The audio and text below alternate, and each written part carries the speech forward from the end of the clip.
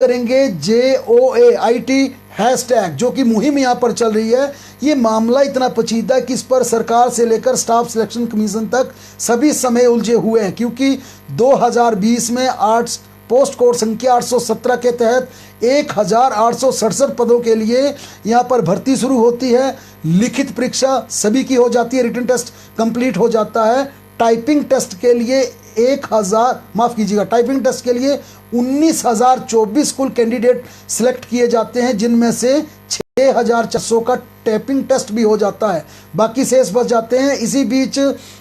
जिस प्रकार से ये मामला कोर्ट में गया, 3 भर्तियां अभी तक इस पोस्ट कोड में हुई हैं, 447, 556, इसके अलावा 817। अब ये दिक्कत वाली बात यहाँ पर ये आई है कि स्टाफ सिलेक्शन कमीशन ने राज्य सरकार से पूछा है कि हम जिस प्रकार से हमने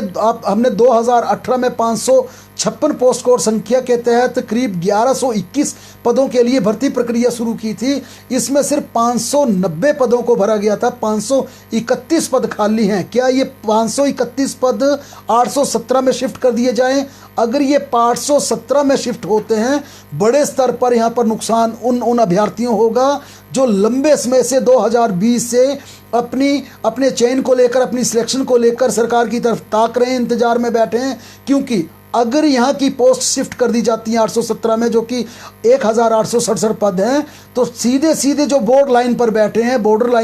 हैं, जिनकी मेरिट बिल्कुल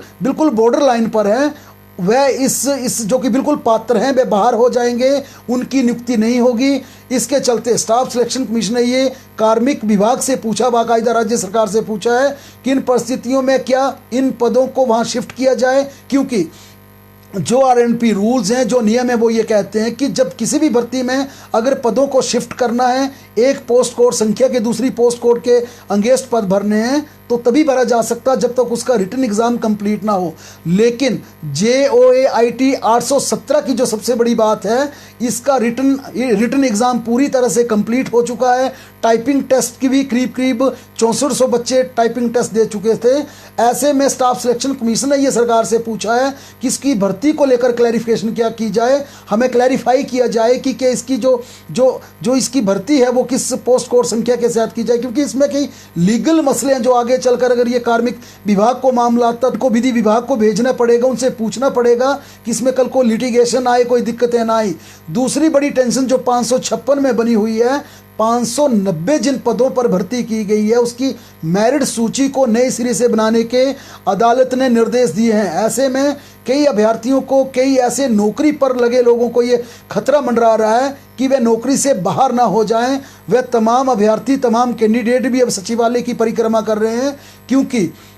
अगर वे नौकरी से बाहर होते हैं तो उनके लिए एक टेंशन वाली बात हो सकती है। और इसी के साथ जितने भी ऐसे कैंडिडेट्स हैं जिनका रेगुलाइजेशन होना था, जिस प्रकार से राज्य सरकार ने कॉन्ट्रैक्ट पीरियड को 3 से 2 साल रिड्यूस करने के बाद ये फैसला लिया कि 30 सितंबर 2021 को जितने भी लोग हैं जो 2 साल का अनुबंध का कार्यकाल पूरा कर चुके हैं, उन्हें रेगुलर कर दिया जाएगा। लेकिन इस फेरिस्त में शामिल जितने भी JOIT वाले बच्चे हैं, उन्हें रेगुलर भी डिपार्टमेंट नहीं कर रहे हैं, क्योंकि उन्हें खतरा है कि जिस प्रकार से लिस्ट अब रिवाइज की जाएगी इस पोस्ट कोड संख्या 556 के तहत, क्या कितने की नौकरी जा सकती है, ये डिपार्टमेंट को खतरा सता रहा है। इसके चलते इनके रेगुलाइजेशन के जो आदेश हैं वो भी लटक गए हैं, कोई भी डिपार्टमेंट इनको रेगुलर नहीं कर रहा है। यही वजह है कि इन तमाम अभ्यर्थियों ने हिमाचल सरकार से ये गुहार लगाई है कि कम से कम उन्हें न्याय दिया जाए, जस्टिस किया जाए उनके साथ, ताकि जो टेंशन वाली बात बनी है वो दूर हो सके। और बार बार मुख्यमंत्री को